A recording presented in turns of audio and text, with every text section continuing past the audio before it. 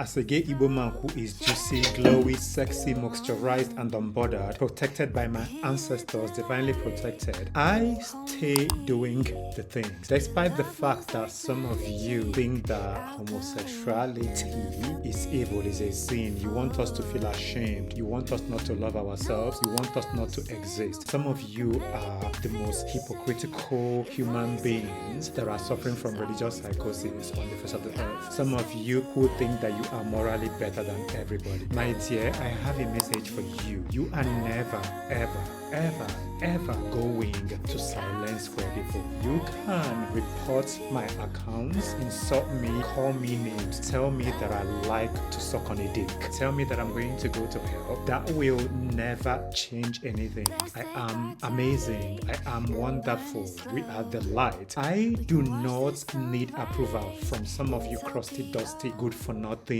people who call yourself whatever you call yourself. I am going to stay juicy, glowy, moisturized, hydrated, and unbothered.